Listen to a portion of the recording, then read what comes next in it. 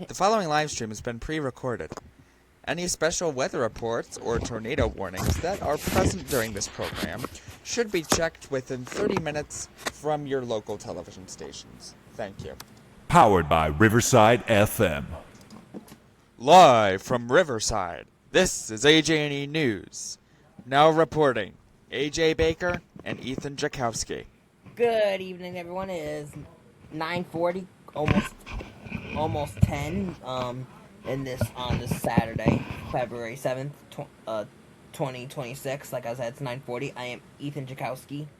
And I am AJ Baker. 9:40 p.m. is the time that we're starting this, and we have a very big news night to bring to you. Yep. So this is going to be probably a longer broadcast than our normal 45 minutes.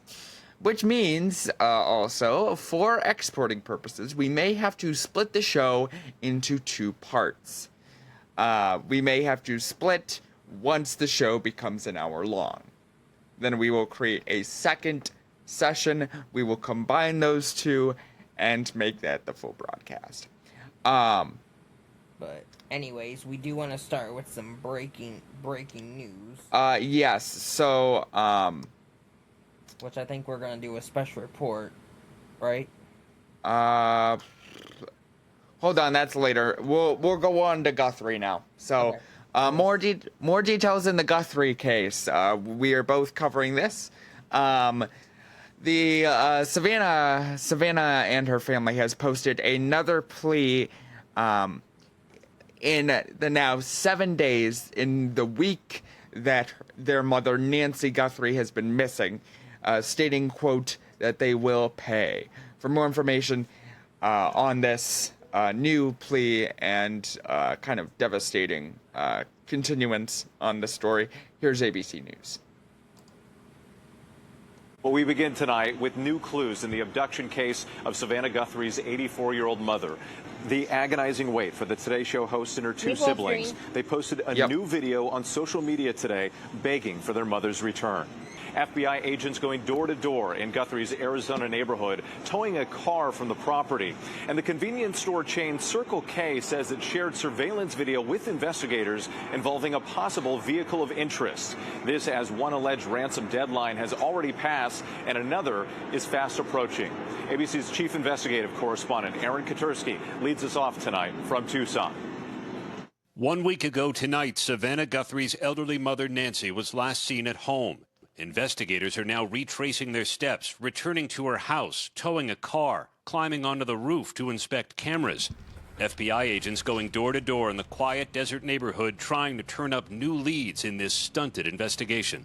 Authorities were reviewing a new message about Nancy received by a Tucson television station, but if it yielded any clues, they have not said. The message followed a plea for communication by Savannah's brother Cameron. Whoever is out there holding our mother, we want to hear from you. We haven't heard anything directly. We need you to reach out, and we need a way to communicate with you so we can move forward. But first, we have to know that you have our mom. We want to talk to you, and we are waiting for contact. But so far, no contact, no suspects, no video, no proof Nancy Guthrie, who is 84 and relies on daily medication and a pacemaker, is alive, despite Savannah's solemn pledge. Everyone is looking for you, Mommy, everywhere. We will not rest. Your children will not rest until we are together again. Police have focused on a 45-minute window early Sunday from the time a doorbell camera at the house disconnected to the time Nancy Guthrie's pacemaker disconnected from her phone. There are not a lot of lights on here in Nancy Guthrie's neighborhood. That's on purpose to accommodate the observatories in the mountain ranges. Remember, police believe Nancy Guthrie was taken in the wee hours of Sunday morning. Between the darkness and the dense desert vegetation, police have said they don't hold out a lot of hope that home security cameras would catch anything useful. If she was taken by car, license plate readers could help, but no word whether they have. Tonight, this map shows the home and the relationship to thoroughfares any abductor might use to get away. One tip about a vehicle of interest led investigators to a Tucson Circle K convenience store. Circle K telling ABC News local law enforcement visited one of its stores to review that video as part of their ongoing investigation. And tonight, that investigation is expanding to neighboring cities. Billboards are going up in Phoenix, El Paso, and Los Angeles. Now 1 week since Nancy Guthrie was last seen here at her home in North Tucson, and her family, Savannah, her siblings, are sequestered nearby with their sadness, their frustration, and questions with no immediate answers. And there is a still unverified ransom deadline now 2 days away. The FBI is still offering a reward for information if you have any. The number's there on your screen. And that was ABC World News Tonight with Whit Johnson on this Saturday reporting that story, and Aaron Kajewski anchoring that. Aaron and Whit, thanks so much for that story. Like I said, like Whit said, if you find Nancy Guthrie, there is a reward of $50,000, and if you find her, make sure to call 1-800-FBI first before you guys claim that reward. Yeah. Okay, that is it for the Guthrie stuff. Of course, we hope that she's found soon and will be returned safely to her family, but we will keep you guys updated just in case. Okay, now over to me. One of the stories that I am doing. Hold on. Yeah, hold on. Well, yeah. So a Los Angeles council member, Nathia Raymond, has announced her run for Los Angeles mayor throughout the 2026 local Los Angeles elections. For more information on this, here is ABC7 Los Angeles.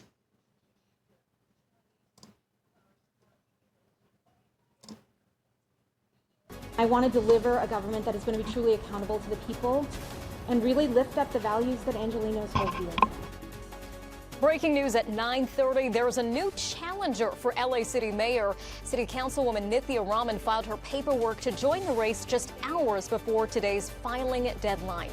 Good morning. I'm Irene Cruz, along with Josh Haskell. Let's get straight to Eyewitness News reporter Madison Weil, who's live in downtown LA with the details on this major announcement. Madison. Josh and Irene, good morning. Well, this race is getting interesting. We've been saying all morning that if anyone was going to add their name to this race at the very last minute, this is where that was going to happen, and that is exactly what happened. We just watched District 4 LA City Council member Nithya Raman arrive. She tells us she did officially file the paperwork to run for mayor. Now, this is particularly significant because she and Mayor Bass are former allies. Raman saying just minutes ago she has deep, deep respect for Bass, but also saying she wants to see changes on issues that matter the most to Angelenos, from the cost of housing to homelessness to crime. She spoke to press outside saying this. And I think, like many of you, I was watching and waiting to see what would happen in the mayor's race, and also to see how the mayor would talk about the challenges that we were facing ahead of us. Los Angeles is at a breaking point, and people feel it in the most basic ways. Housing costs are forcing families out of the city. A homelessness system that lacks clear ownership and accountability is leaving people stuck in crisis while the city cycles from emergency to emergency. Too many people don't feel safe walking down their own blocks. Raman's last-minute entry here today comes at the end of a chaotic week of candidate withdrawals, and as Mayor Karen Bass continues to face mounting criticism over the city's Palisades fire response. Again, Raman has previously endorsed Bass, but now says the city needs to see significant changes in how it's run. So, a busy day for us here in downtown. We will keep you updated on this race. Live in downtown. Sorry about that. I cut it off a little bit too early, but it was the end of the story anyway. That was ABC7 Los Angeles. Thank you so much for reporting on that story. We have 2 more stories that I have to add on during these next few pieces. So, Ethan, this is your next story anyway. I'm going to toss it over to you. Where's that sound? Tossed. Huh? I'm here? I'm here. In any case. Okay, back to the news. More news is 9:50, almost 10. Holy crap! This is the latest we've been anchoring the news. And we'll probably be on here a little later, buddy. Who knows? Okay, let's just do this. All right, Toledo, we're on number 3, correct? Yep.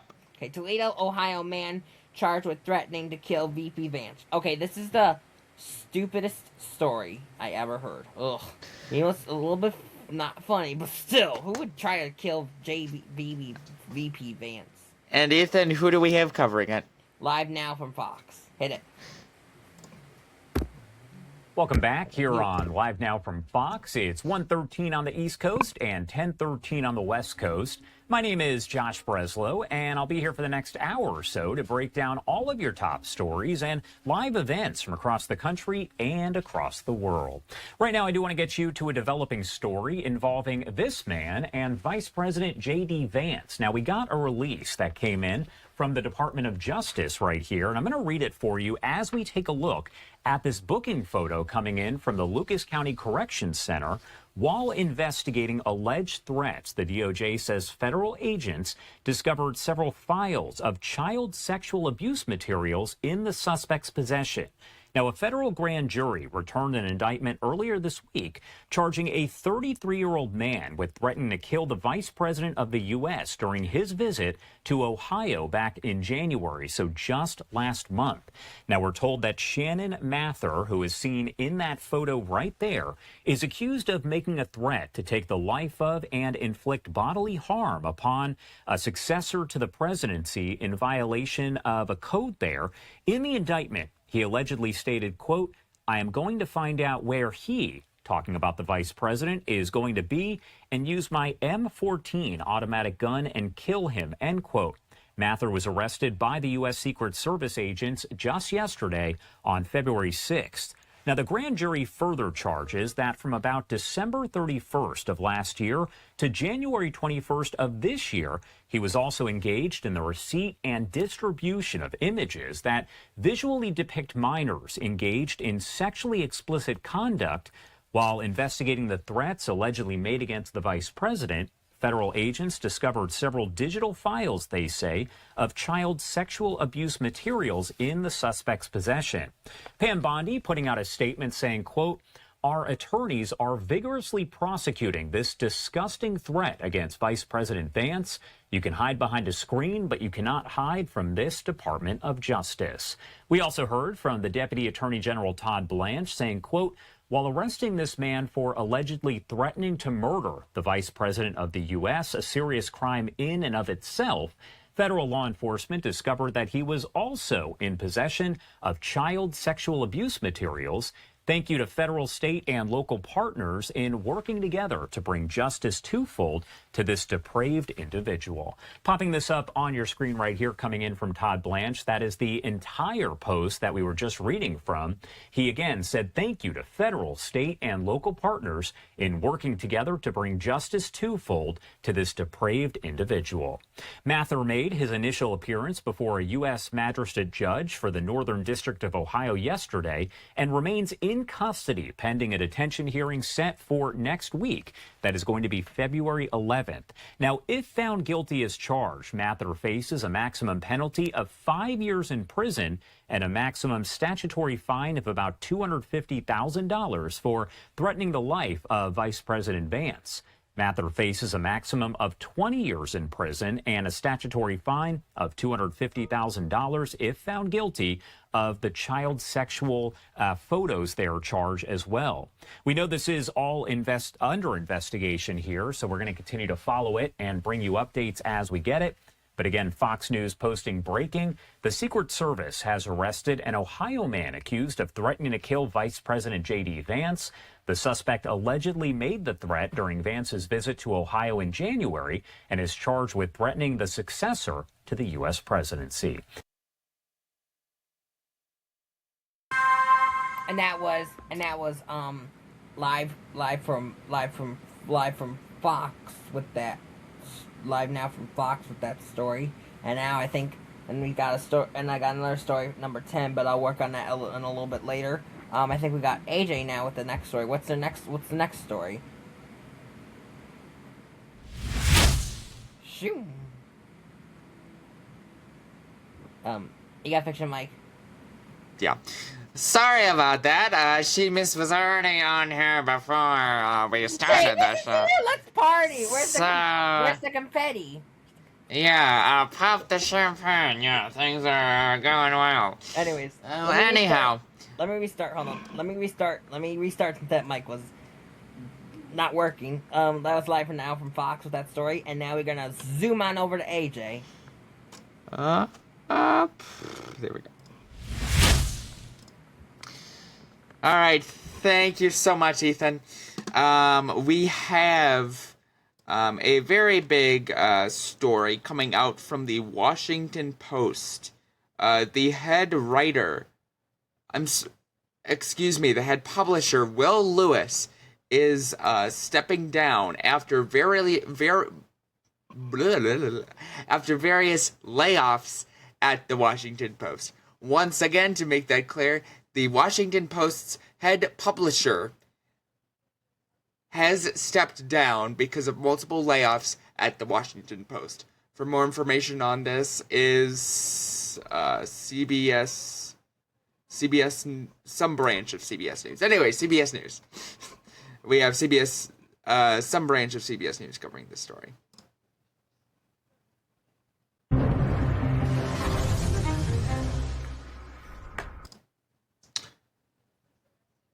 Well, I am sorry. We have MS News now. Thank you. I knew it was messing that up. Anyway, here's the story.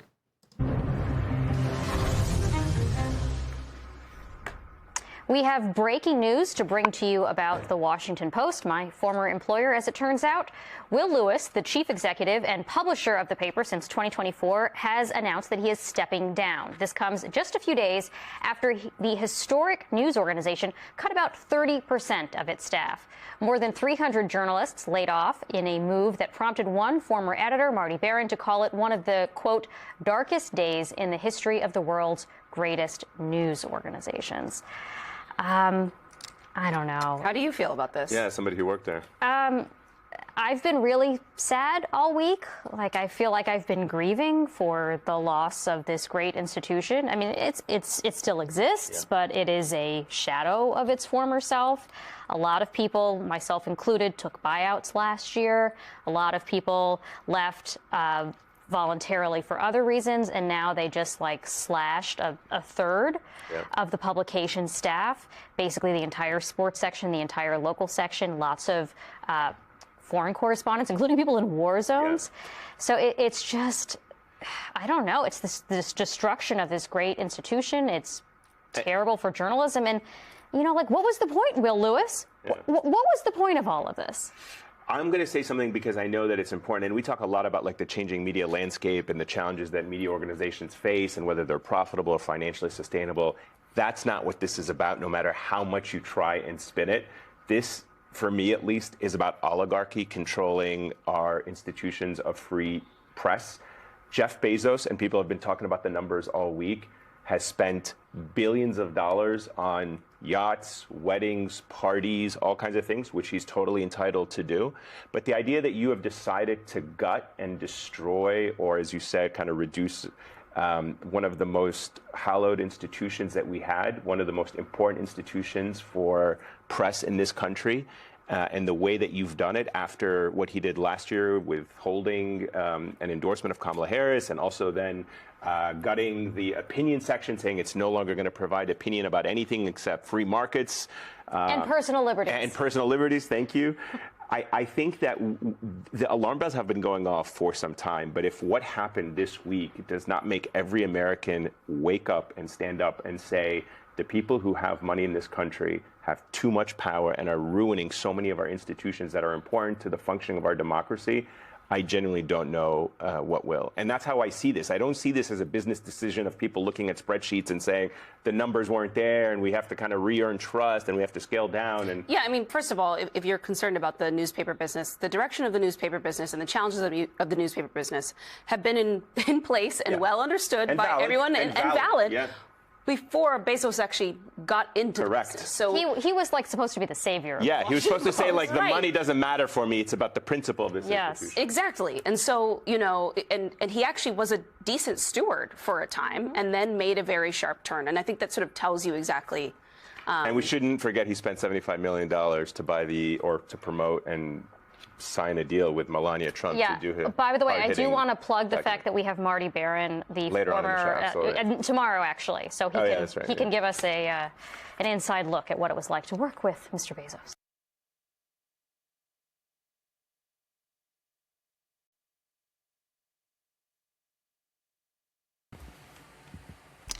Okay, thank you so much. That was MS News Now. Yeah, especially, they are losing a lot of people from their, again, they're dropping over a third of the publishing staff, which is unfortunate, but apparently that's the choice that they have decided to make. Yeah, of course, that's not under our control. Plus, it was the only choice they had to do. I'm hoping they get some Yeah. staff. Okay, Ethan has a bit of sad news in the entertainment world. We're going to go over to you now. Ethan? You mean Mario? Hey, I got Mario. Nah. All right. I'm kidding. God, Mario, get out of here. You're not reporting the news. If I know where my doggone phone is. Oh, Seamus, not you again.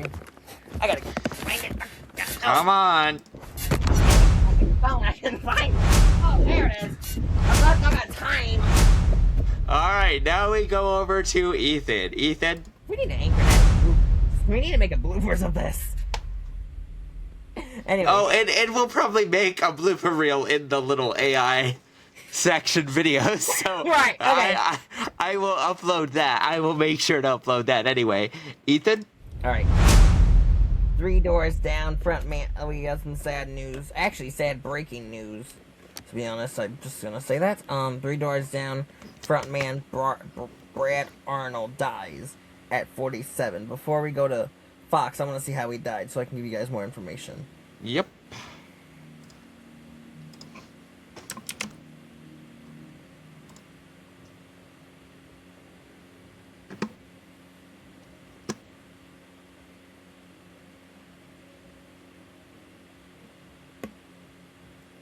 He was 47. And he passed away. According to this, he passed away peacefully, surrounded by loved ones. The band's statement read. So let's go to Fox. Fox News with this story. And That's 3 Doors Down, performing at the Fox Summer Concert Series a couple of years ago. The band announced today that its founder and frontman Brad Arnold died after a battle with cancer. Arnold founded the band in Mississippi back in 1996. He was the group's last original member. The band rocketed to fame with their breakout song Kryptonite and sold more than 30 million albums worldwide. They also performed for President Trump's first inauguration back in 2017. Arnold announced last year that he was diagnosed with kidney cancer that had spread to his lungs. The band says his wife and family were with him as he passed away in his sleep. Brad Arnold, only 47 years old. Hey, Sean Hannity here. Hey, click here to. And that was Fox News with that story. Whoever anchored that, thanks so much. And like I said, Brad Arnold died peacefully. You know, he died through cancer. And I'm pretty sure we're gonna zoom back on our way to AJ. What's our next story that you're gonna anchor, Mr. AJ Baker? Oh, brother. Oh, hello. Oh, yes. Actually, this is when the special report is going to happen. Oh. So, we're going to go ahead and go along with that. Yep, and I'm going to anchor that one with you. Yep. We'll be back in.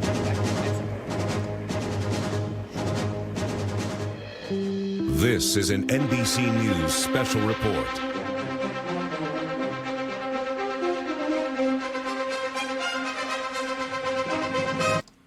Good evening, everyone. We have a special on this Saturday, February 7th, 10:04, and we begin with a special report. I am Ethan Jakowski.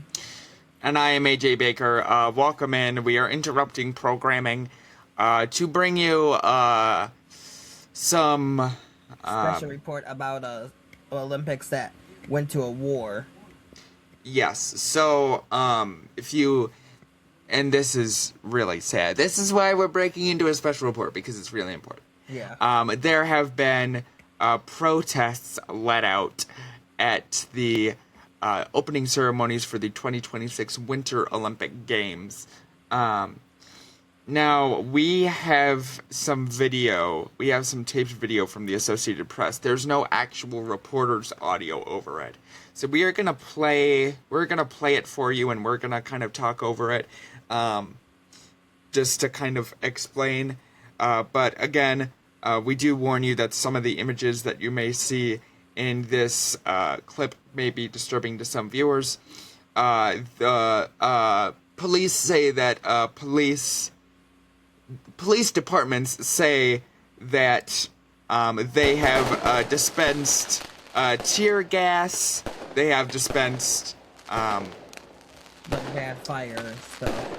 like expository bombs to purposely try and Kill them.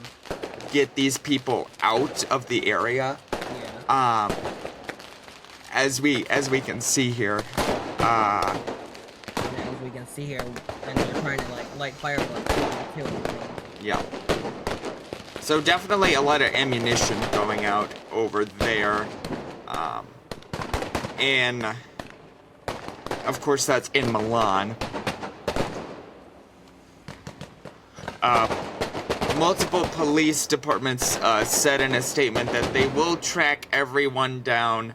They will try to shoot and kill anyone that threatens anyone's life. That's just some of the statements that we're getting from Milan. Again, that's not from us. That's from multiple area police departments. Yeah. Because, yeah, so it looks like, alright, it looks like that has ended. But I'm going to restart it and kind of talk for a little bit more. And from the clips at the end there, it looked like a lot of SWAT team members, a lot of highly elite team members were there as well. So this is definitely on high alert for Milan. Both Milan residents, Milan, of course all the Olympians, of course they're tasked to protect their safety as well, but also the spectators and everybody, not to mention the security that's dealing with the problems, as you can see in the video. So I'm gonna cut it right there. We have, it seems like there's a lot going on there. Once we get kind of more information, if there are any casualties that come out of this or anything, We will keep of you course, up to date. this will become a developing story. And with that, we will take 30 seconds to break away from Special Report and go back to normal programming. Yep. Thank you. We'll be right back.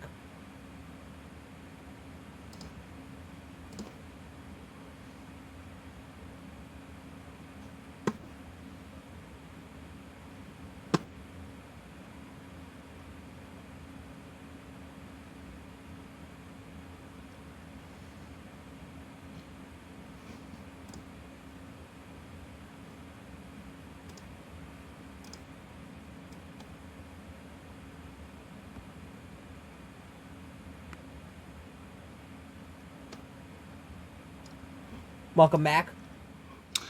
Yes, welcome back to all of you. I am anchoring the next story, so we'll go ahead and head over to me. So what news do you got? Yes. So, sorry, I blanked out there. An investigation is underway in a local Los Angeles park after a fatal police shooting. Again, that's in Exposition Park. Exposition Park, there is an investigation going on at Exposition Park due to a fatal police shooting. For more information, here is, believe, CBS News, Boston.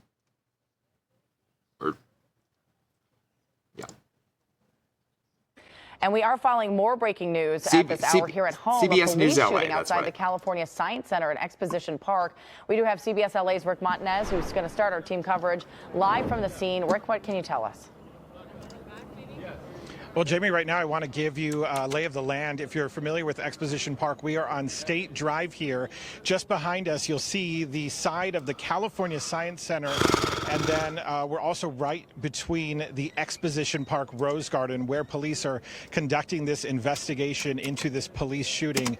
What it appears right now is police shot a man out here just after 9:30 this morning. We can take you to some video from SkyCal, where the first images we're going to show you is a rifle on the ground. So we understand through LAPD that this call came in around 9:30 for a man with a gun here just outside of the California Science Center. And then we got the information from police that officers opened fire. This appears to be a bloody scene out here where police have not yet told us any specific details on what happened afterward, but we believe that this may have been a fatal shooting here. We are waiting right now for the Public Information Department, the Media Relations Department from LAPD to come over and speak with us to share more information that they can about what exactly happened out here. I can also tell you that here on the scene, we also see the California Highway Patrol is out here. This area is part of state-owned property, so they may be here because of that, and also to investigate this officer-involved shooting. Again, police shot a man here. The call initially at 9:30 this morning was for a man with a gun. This is a very busy area, and for more on that, we're going to go to our assignment manager, Mark Liu, at the desk.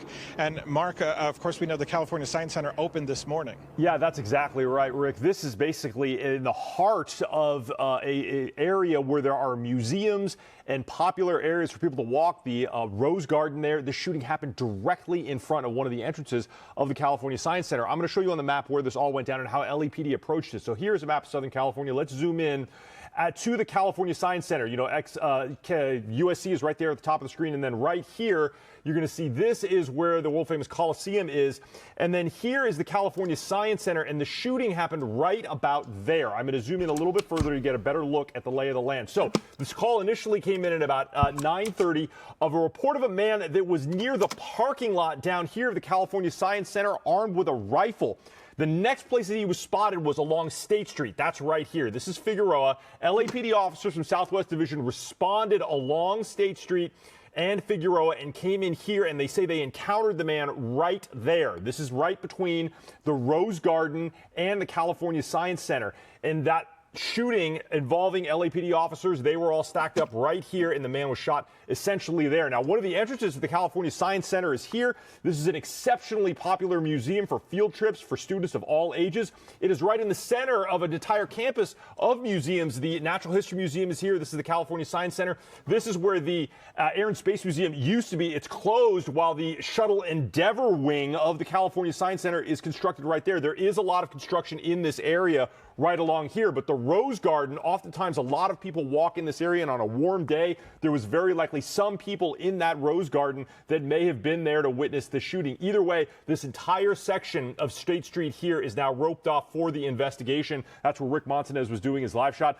This area will probably be closed for the rest of the afternoon, as not only do detectives have to gather evidence and conduct interviews as to how the shooting happened, but the LA medical examiner has to come and take that body that is essentially right there between the Rose Garden.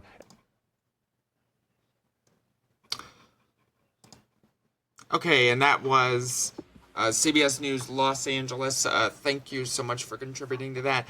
Ethan has our next story, and we will flip it on over to you. All right, thank you. Thanks so much, AJ. I think we're on number 8. Yes, Purple Hearts for National Guard members killed, injured in D.C. requested by West Virginia Governor. WTRF News with that story. Across the Mountain State, Governor Patrick Morrisey has announced he's officially requesting that United States Army Specialist Sarah Beckstrom and Air Force Staff Sergeant Andrew Wolf, West Virginia National Guard members that were attacked in Washington, D.C. last month, be awarded a Purple Heart. He says they're eligible for the award by serving the country during a terrorist attack, during which Beckstrom was killed in action and Wolf was critically injured. He also took time during the briefing to reflect on a wide range of topics impacting the West Virginia National Guard this year, including missions to help the state during devastating flooding and throughout the government shutdown. It's been an incredibly busy year, but this team behind me and the 6,000 other members of the West Virginia National Guard that make all of these things happen, they are always ready and always there. We honor Sarah and Andrew today as we've done this last month. Morrissey says the determination for whether Beckstrom or Wolf will receive Purple Hearts will be determined in the coming weeks. As the process, it is still in the beginning phases. That determination will come from the federal level. The governor also highlighted efforts put forth by the Department of Veterans Assistance this year, most notably securing $5.4 billion in federal benefits for West Virginia veterans, a $500 million increase from 2024, alongside numerous upgrades to veterans facilities across the state.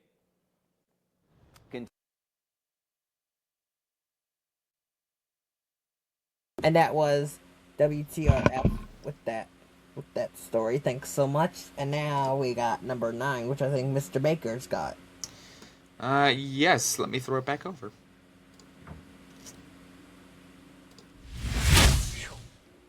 Yes, thank you, Ethan Jakowski. You are a great co-host. Anyhow, Thank you. You're welcome.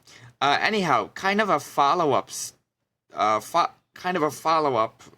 to what Ethan was talking about last time. Oh, jeez. Ethan looks like he's having a lot of fun over there. Anyhow,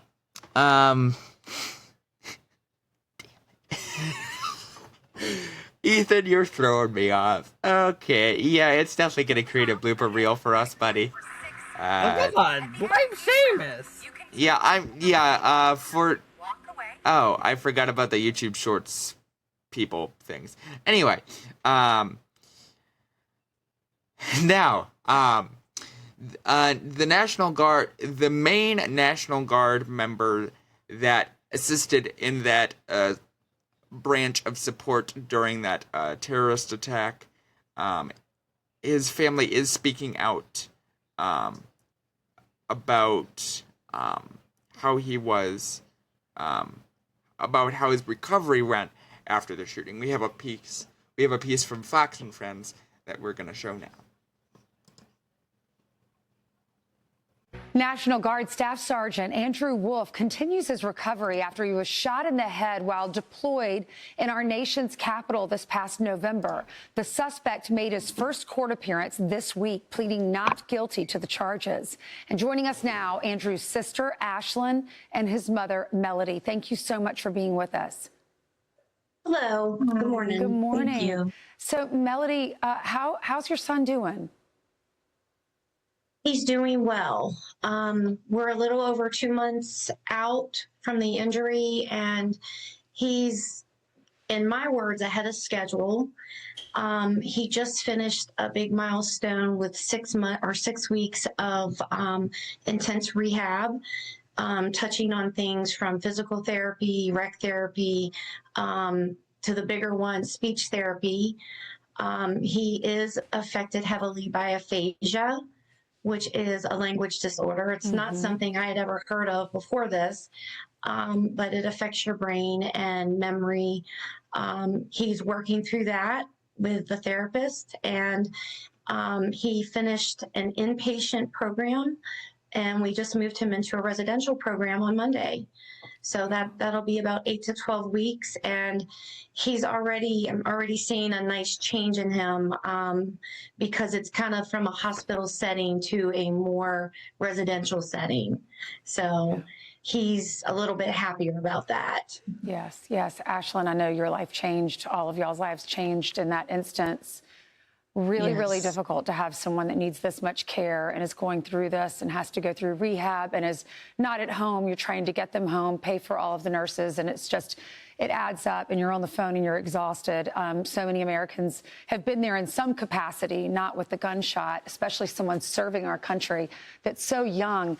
Tell us about that day and a little bit about your brother, what he's like, because we're seeing pictures of babies and he had his whole life ahead of him.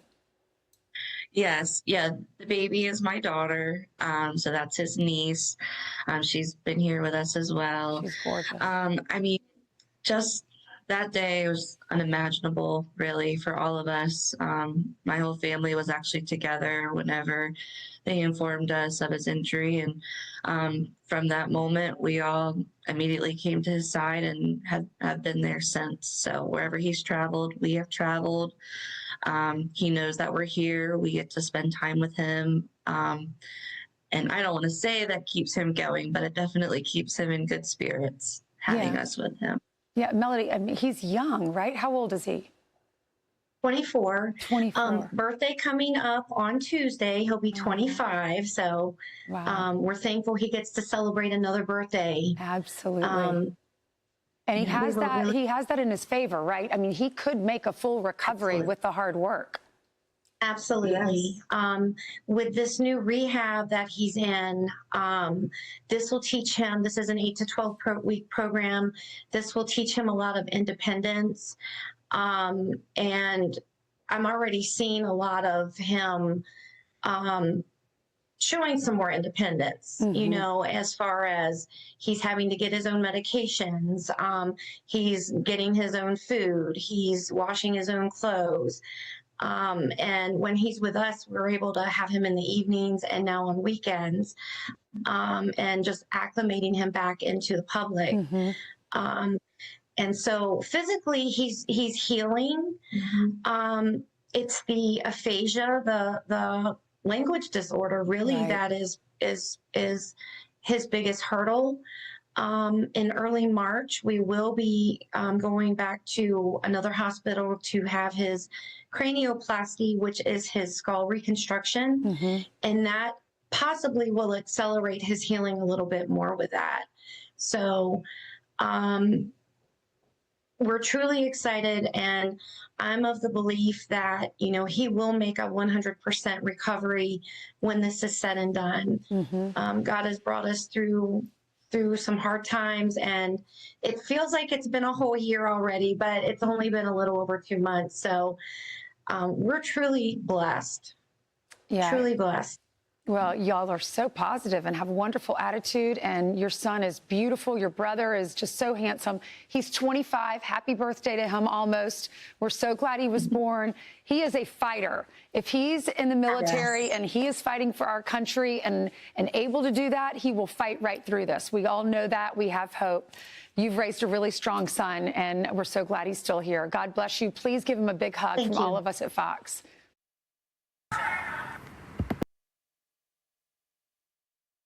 Yes, and again, that was a piece from Fox and Friends regarding the main person involved in that defense against that terrorist attack. Ethan has our next story. Ethan has now 2 more stories to cover left. The other one I am sending him momentarily, probably while this the next story that he's doing is airing. But Ethan, what type of stuff do you have now? Well, thank you, AJ, my crazy anchor. Crazy anchor, get it? Yep. We got our joke for today. Wait, I wish we had the audience. I wish we had a soundboard audience laughing. Number 8. Oh, yes, we do actually. Hold on. All right. While he finds it, AJ, my crazy anchor. Thank you. All right, enough of that. Let's go. Okay, we'll go back to the transition. All right, Purple Ethan? Hearts. Are we on number 8? We are on 10. All right, stabbing suspected in murder of ex-NFL star's girlfriend inside Olithua home. ABC 9 with that story. Former NFL linebacker sits in the Hamilton County Jail charged with murder. Good evening and thanks for joining us. I'm Kim Chapman-Whitfield. And I'm Josh Rowe. The Sheriff's Office reports Darren Lee was taken into custody on Thursday after his girlfriend was found dead at a home in Ottawa. And News Channel 9's Sarah Hauer is live from the scene with more on this investigation. Sarah. Kim, Josh, I'm here at that home on Snowcone Way in Ottawa, where just a couple of hours ago, investigators removed the yellow caution tape at the property where police say a former NFL player is accused of killing his girlfriend. The Hamilton County Sheriff's Office says deputies were called here Thursday afternoon to a report of CPR in progress. When they arrived, they found a woman inside suffering from severe injuries. Police say she later died at the scene. The victim's boyfriend, Darren Lee, is now charged with first-degree murder and tampering with evidence. Lee was a former first-round NFL draft pick selected by the New York Jets in 2016 and played for several teams before his career ended in 2021. Here you can see Lee in Jets practice footage and then on the field at Ohio State where he starred as a linebacker. In the affidavit, investigators say the injuries and blood evidence found throughout the home were, quote, not consistent with the defendant's statements, and that evidence indicated an attempt to remove, alter, or conceal blood evidence related to the violent crime. The affidavit states the victim had what appeared to be a 1-inch penetrating stab wound on her abdomen, and investigators documented what appeared to be a large circular human bite mark on the victim's shoulder. Police say more charges could be pending as that investigation continues. Live in Ottawa, Sarah Howard, News Channel 9.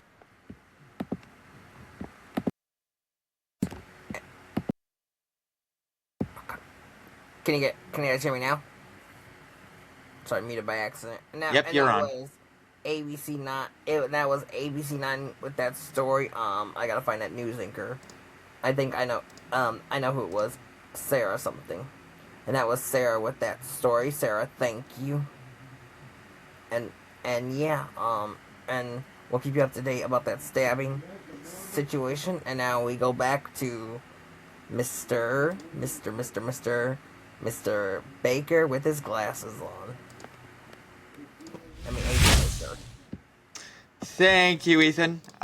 We have some, again, updates with ICE. We've been covering at least one ICE story per newscast, it seems like, which is unfortunate. But Minnesota... Ooh...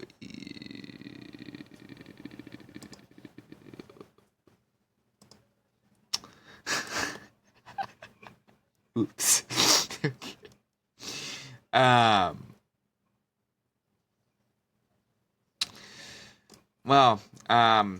Excuse me. Massachusetts police. Good Lord, are we having a blooper day?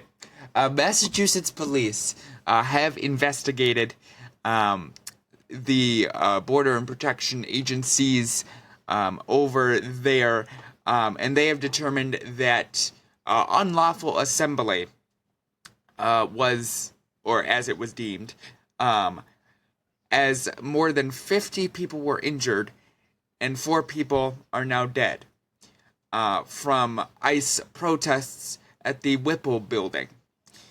We have a piece, again, there's no reporter audio over it, so we are going to so we are both gonna kind of talk over it as we are seeing the footage. Here's the piece now. So you can hear them chanting continually, "Let them out."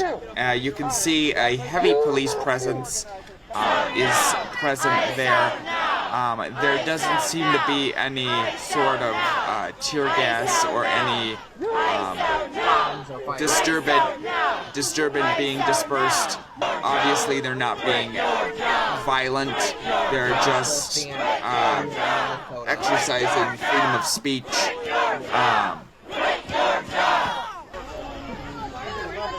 But as you can see, there's still kind of a heavy amount of police presence in the area. I am going to stop talking here for a little bit so that you guys can hear what type of chants that they are saying.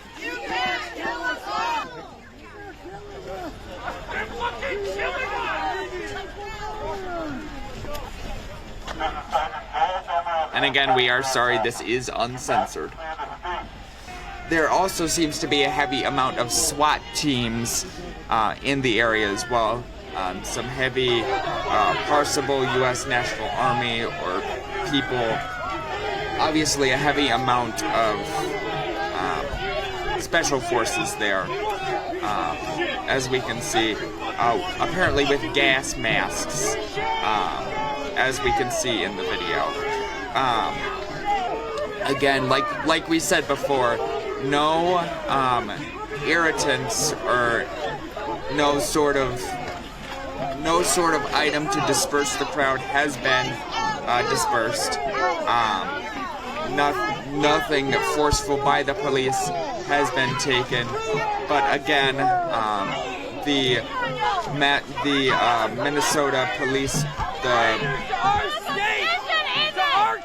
the Massachusetts Police Department has deemed it as unlawful assembly. And once again, people have, over 50 people have been injured and 4 people have been confirmed dead. Jacob's gonna come in and block this. So now in the video they're appearing to block the people from the building, obviously blaring irritant sounds to the protesters.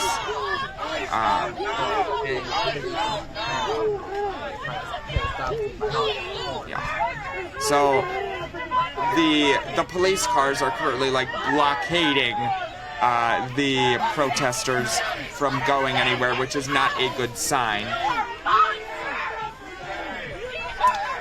Most people in the crowd shouting, quote, "You are monsters." And once again, this is uncensored, so we apologize. People are shaking the gate. And just as I cut it off, a loud car horn honked in the background there. Obviously, a very active scene going on there as well. For now, this is our final story for now, as long as I don't find anything else. Find something. We gotta do 13, because 13's my lucky number. Yeah, okay. Yeah, so this is our final story, and for our lucky final story, we go over to Ethan. Ethan? Don't we have a sports section? I thought we were gonna do sports after this, too. I couldn't find a piece for it, but... Who cares? Anyways, San Francisco public schools to be closed Monday as strike looms. CBS News Bay Area has the story. And we have just confirmed San Francisco public schools will be closed on Monday as educators prepare to hit the picket lines. The district started texting parents the notification this afternoon. It comes after the district and union failed to make any progress in talks last night on a new contract. Brad Hamilton is live. He's been following the negotiations and talking with parents who are really worried about this strike. Brad? Yeah, Liz, and if there's any good news in this story, it's that both sides have agreed to go back to the bargaining table tomorrow at 2 p.m. But based on what we heard today, it appears all sides are digging in.